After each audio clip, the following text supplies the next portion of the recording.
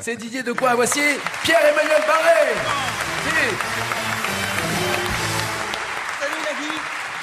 Salut Nagui, salut tout le monde. Alors attendez, j'ai une petite devinette, accrochez-vous. Attends. Est-ce que je peux demander aux enfants de sortir maintenant que Non, il est resté, j'ai une devinette. Qu'est-ce qui est grosse, moche, rousse, avec des boutons, qui pue de la gueule et qui vient de se trouver un mec? Personne. Putain, c'est bon ça. Rien de tel qu'une petite blague sur les moches pour commencer la journée.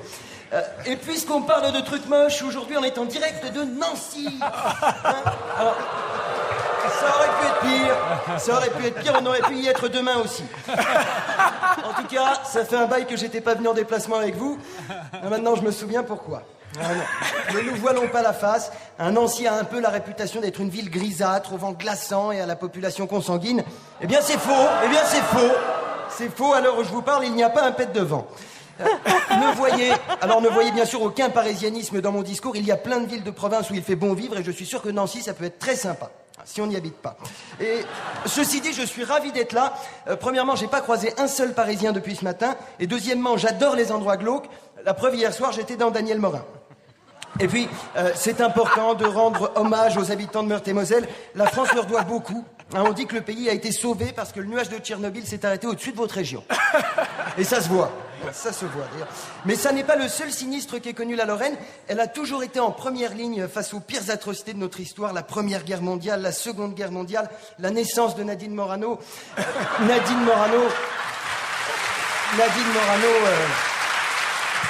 qu'on a beaucoup critiquée. Nadine Morano qu'on a beaucoup critiquée, mais il faut reconnaître qu'elle a fait énormément pour Nancy. Déjà, elle est partie habiter ailleurs. Et d'ailleurs, entre nous, si même Nadine Morano a compris qu'il fallait quitter la ville, je me poserais des questions. Mais on n'est pas là pour parler de Nancy. Nagui, vous me connaissez, chaque semaine, j'offre à nos auditeurs une vision éclairée et limpide de l'actualité. Alors l'actu, je suis désolé, mais on va encore parler des migrants. C'est la foire aux migrants. Les migrants sont partout. Des migrants dans l'Eurotunnel, des migrants dans les trains d'atterrissage, des migrants dans les camions, des migrants dans les lasagnes Findus. Il en arrive par milliers, et c'est normal. Il y a tellement de corps empilés au fond de la Méditerranée que les nouveaux arrivent tranquilles. Maintenant, ils ont pied. Alors, comme vous avez pu le remarquer, le migrant est en train de devenir tendance. Ça fait 4 ans qu'on s'en bat les steaks, et d'un seul coup, paf, on se les arrache. Les Allemands en ont commandé 800 000, c'est génial. La collection automne-hiver vient à peine de sortir, et déjà on est proche de la rupture de stock. On se croirait devant l'Apple Store, tout le monde veut son migrant 6S. C'est extraordinaire, il y a 2 mois, Manuel Valls envoyé les CRS pour les virer à coups de tonfa et maintenant il a mûri. Il veut les accueillir. Un coup il les fait partir, un coup il les fait revenir, on dirait qu'il joue au Jokari. Alors, bien sûr, ce phénomène de mode est temporaire, et tout comme les Scooby-Doo, les migrants vont finir par tomber en désuétude. Je ne me fais pas d'illusions, dès que les Français en auront plus rien à foutre, Manuel suivra le mouvement. Mais cet engouement temporaire suscite quand même une question, où les héberger? Eh bien, la solution, elle est simple, il faut trouver un endroit qui ne sert à rien. C'est pour ça que je vous propose de les mettre dans Manuel Valls. Voilà. Alors, c'est pas très sympa pour eux, mais c'est toujours plus humain que de les relâcher dans Nancy. Voilà. La semaine prochaine, on sera en déplacement également. On nous a demandé de voter entre Saint-Étienne et Bagdad. Et bonne nouvelle, à l'unanimité, on a choisi le soleil de l'Irak. Merci de m'avoir écouté. Pierre-Emmanuel Barré.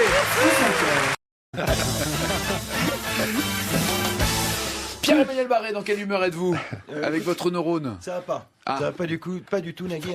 Pas du coup. Non, c'est pas la grande forme. Ce matin, ma femme m'a surpris en train de regarder un film de cul avec 2 Ukrainiennes qui faisaient un 69. Elle était furieuse. Elle a éteint la télé, elle a foutu les 2 meufs à la porte.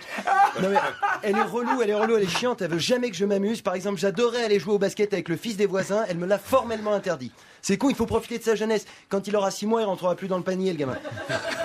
On n'est pas là pour parler sport, Nagui. Aujourd'hui, on reçoit Thierry Lhermitte, qui vient nous parler de la maladie d'Alzheimer. Ouf, grosse ambiance. La semaine dernière, vous m'avez emmené à Nancy. Et aujourd'hui, on fait une spéciale maladie neurodégénérative. C'est quoi la prochaine? On va tous à Auschwitz pour un colloque sur le cancer colorectal? Non, moi, j'ai pas signé pour ça, Nagui. On avait dit du divertissement et du cul. Et évidemment, je l'ai cru comme un con quand on m'a dit que dans l'équipe, il y aurait Michel Simès. En plus, je trouve ça vachement déplacé d'axer toute une émission sur la sénilité quand il y a Daniel autour de la table. Regarde-le, le pauvre. À chaque fois qu'il prend la parole, j'ai peur que ce soit sa dernière chronique. T'en fais pas, Daniel. Tout ça est bientôt fini. En tout cas, Nagui, je reconnais là ton talent commercial. Parler d'Alzheimer ici, c'est une bonne stratégie marketing quand on connaît l'âge moyen des auditeurs de France Inter. C'est un peu comme si Arthur prenait le prime time de TF1 pour faire une soirée spéciale sur la chiasse. Alors, Alzheimer, bon, Eh ben, c'est pas si terrible non plus, hein. C'est une maladie, on se souvient de rien. Moi, ça me fait ça à chaque fois que je rentre chez moi bourré. La seule différence, c'est qu'avec la maladie d'Alzheimer, t'as le droit de rentrer chez toi en bagnole. Évidemment, c'est plus long, hein, puisque tu sais pas où c'est chez toi. Alors, il faut savoir que la recherche consacre beaucoup d'énergie à cette maladie. Des progrès sont faits tous les jours, hein. Récemment, des chercheurs ont mis au point un test de dépistage pour Alzheimer. Le principe est simple. Si vous allez faire 8 fois le test, vous avez Alzheimer. Donc, on le disait tout à l'heure, de plus en plus de malades en France. Environ une personne de plus de 65 ans sur 4 en est victime. À mon avis, c'est même un peu plus. Il suffit de regarder le Sénat et l'Assemblée nationale. C'est hallucinant le nombre de vieux qui oublient de venir bosser. Et puis après, il y a des métiers comme ça. Homme politique, banquier, huissier. C'est presque un avantage d'avoir Alzheimer. T'oublies que t'es un fils de pute. Et c'est pas le seul côté sympa de la maladie. Si on veut s'offrir, par exemple, une journée de riche, le protocole est simple. Contractez la maladie d'Alzheimer. Levez-vous à 8 heures. Faites le ménage. Préparez-vous à manger et masturbez-vous. Attendez un petit quart d'heure et hop! Vous aurez l'impression que vous avez une femme de ménage, une cuisinière et qu'en plus vous venez de les baiser. Alors attention, je ne veux pas faire passer ça pour une maladie bénigne. Évidemment, ça a quelques inconvénients. Déjà, ça favorise les crises cardiaques. Par exemple, si tu as Alzheimer et que tu es marié avec une personne très moche, chaque fois que tu la croises, tu vois, t'es surpris, naturellement. Et le contraire est encore pire. Imagine si tu es marié avec une personne qui est très moche et qui a Alzheimer. Chaque fois que tu la baises, après, elle veut que tu recommences parce qu'elle a oublié. Non, c'est terrible. Alors, comment faire si vous souffrez de la maladie d'Alzheimer ? Eh bien, la meilleure solution pour garder le moral, c'est bien sûr d'attendre d'avoir oublié qu'on a la maladie d'Alzheimer. Voilà, la semaine prochaine, on restera dans le domaine médical et je vous expliquerai comment fabriquer un vibromasseur écologique en utilisant un nain qui a la maladie de Parkinson. Merci de m'avoir écouté. Et alors là, vous n'allez pas être déçus. C'est Pierre-Emmanuel Barré. Bravo. Allez, avant le live de minuit, Attendez tous, j'ai une devinette. Comment il s'appelle le super-héros qui a des clitoris qui lui sortent des poings ? Vulvérine. Paf. Rien de tel qu'une bonne blague de chatte pour commencer la journée. Et puisqu'on parle de vagin, parlons sang qui coule, Nagui. C'est la guerre. Wouh, on va bombarder Daesh. Moi j'adore la guerre, j'ai l'impression d'être en vacances, hein. C'est comme le bal du 14 juillet, sauf que t'as des soldats à la place des pompiers, des grenades à la place des pétards et des civils à la place des chipolatas. Alors heureusement, pour épargner les civils, nous on a trouvé la solution. On a attendu 4 ans que l'armée syrienne et les djihadistes aient tué tout le monde, et après hop, tapis de bombe, comme ça, pas de victimes collatérales, malin. D'ailleurs on sait même pas vraiment ce qu'on va bombarder, il y a plus rien. À côté de la Syrie, Mad Max, on dirait un documentaire sur le château de Versailles. Au dernier recensement, il restait Bachar el-Assad et 3 moutons. Entre les gens qui fuient le pays et ceux qui se font tuer dans les combats, bientôt quand Bachar voudra tuer un Syrien, il sera obligé de se suicider. Bon, il doit rester quelques civils, hein, par-ci par-là, bien entendu, mais ils ont plus de jambes, ils ont plus de bras. Là, les Syriens, ils sont tout cassés, on dirait des Roumains. En plus, c'est complètement has-been d'aller bombarder là-bas. Là. Les Américains ont bombardé la Syrie, la Jordanie a bombardé la Syrie, l'Arabie Saoudite a bombardé la Syrie, le Canada a bombardé la Syrie, même la Syrie a bombardé la Syrie. Le monde entier est en file indienne en attendant de tirer son coup. On a l'impression qu'on est dans un énorme gangbang et que c'est la Syrie qui fait le vagin. Et puis là, avec ce que les mecs lui ont mis avant, on touche plus les bords. Ah bah passer après les Américains dans un bombardement, c'est comme passer après un Sénégalais dans une partouze. C'est plus un pays, c'est un trou. D'ailleurs, il va falloir arrêter de bombarder parce que si on continue à creuser, on va finir par traverser la terre et de l'autre côté, il y a Tahiti. Là, t'imagines, t'es tranquille sur une plage de papété en train de bonzer et paf, un trou qui s'ouvre dans le sol et tu vas sortir des djihadistes. Mais si ça se trouve, c'est ça le plan à long terme de l'État islamique, attendre que la Syrie soit assez profonde pour aller niquer des vainés. Et je peux vous dire que ça va être moins funky de se branler devant les pubs Tahiti douche si c'est un gros moudjahidine barbu qui se frotte les tétons sous la cascade. Hein. Et puis, essayer de détruire Daesh, c'est une bonne idée, mais c'est risqué. On peut se l'avouer, ces derniers temps, on n'est pas les plus forts en matière de guerre. La guerre franco-prussienne, on s'est fait niquer. 14-18, on s'est fait niquer. En 39-45, on s'est fait niquer. En Indochine, on s'est fait niquer. En Algérie, on s'est fait niquer. Et en Centrafrique, le seul truc que nos soldats ont réussi à faire, c'est capturer des gosses pour se faire sucer contre des chips. Non, c'est pas une armée qu'on a, c'est une classe de SECPA. On est tellement minables, c'est incroyable, on dirait que nos militaires, ils sont formés au même endroit que nos joueurs de tennis, quoi. Tu les as vus, les mecs du plan Vichy-Pirate à Paris? Mais ils sont en tenue de camouflage, quoi, putain. Si tu veux passer inaperçu sur un trottoir à Paris, déguise-toi en merde de chien. Non. Et puis, alors, je veux pas plomber l'ambiance, hein, mais le chef des armées, c'est François Hollande. S'il fait la guerre à Daesh comme il a fait la guerre au monde de la finance, les djihadistes, ils peuvent se balader en slip dans la rue, ils risquent rien. À mon avis, la seule solution, si la France veut éradiquer Daesh, c'est que tous les Français s'engagent aux côtés de l'État islamique, qu'on déclare la guerre au Groenland et qu'on attende tranquillement de se faire péter la gueule par des pingouins. Alors voilà, nous, on se retrouve lundi prochain.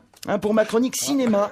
Et on découvrira ensemble que si on regarde un porno à l'envers, c'est l'histoire d'une femme qui arrive à cracher de manière très précise dans l'urètre de son partenaire. Merci de m'avoir écouté. La bande originale. Nagui sur France Inter. Voici Pierre-Emmanuel Barré, son humeur. Aïd Moubarak, Nagui, Aïd Moubarak. Alors, comment s'est passé le sacrifice du mouton? Non, mais je suis pas musulman. Oui, c'est ça, ouais. Et Michel Simès, les médecins. Non, mais attendez, on peut excusez-moi, petite parenthèse, on peut très bien être égyptien et chrétien. Oui, évidemment, bien entendu. Copte, oui, bien entendu, exactement. autant pour moi, c'est vrai que dans le calendrier chrétien, tout le monde connaît la Saint-Nagui. C'est juste entre la Saint-Rachid et la Saint-Zoubir. Un arabe chrétien, Daniel. T'imagines ça? Non seulement il tripote un enfant, mais en plus il lui vole son vélo. Non. Salaud. Assez plaisanté, Ça va pas, assez non plaisanté. Vous le savez, à la fin de chaque mois, je vous propose une chronique un peu particulière, puisque je me penche sur le courrier de nos auditeurs. Alors c'est beaucoup de travail, j'arrive à 6h du matin, je réveille Daniel Morin qui dort dans le bureau du rédac-chef, je réveille le rédac-chef qui dort dans Daniel Morin, ensuite j'emmène Daniel aux toilettes, je lui fais vomir son pastis, je racle les tumeurs sur son visage pour qu'il soit présentable, et je lui mets un index dans l'anus. Alors, l'index dans l'anus, ça n'a... Non, ça c'est moi. Mais ça n'a aucune Non, c'est moi. utilité médicale, Il est figure-toi, 11, Michel. il est 11 ans. Mais sans ça, j'ai les doigts tout secs et je n'arrive pas à tourner les pages du courrier des auditeurs. Oh non. Alors, Faut mettre ce un mois-ci, doigtier, Barré, quand on fait ça. ce mois-ci, vous... T'es sale. Ce mois-ci, vous avez été nombreux à m'écrire pour me parler écologie.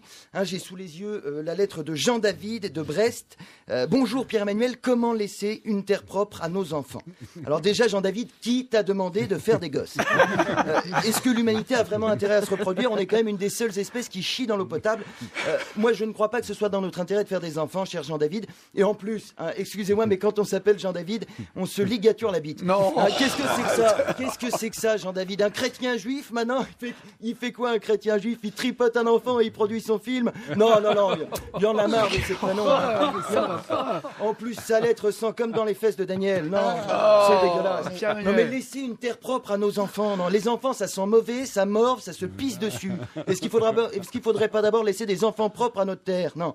Il y a que des gens qui chouinent dans le courrier des lecteurs. C'est pas un courrier des lecteurs, c'est une soirée avec ma femme.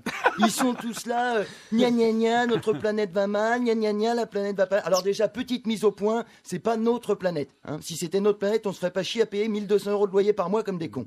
C'est la planète de votre proprio, vous n'avez rien. Si tu lâches pas 500 boules par mois, t'es baisé, t'as même pas le droit de dormir sur un banc parce qu'il y a un fils de pute qui a mis des accoudoirs au milieu.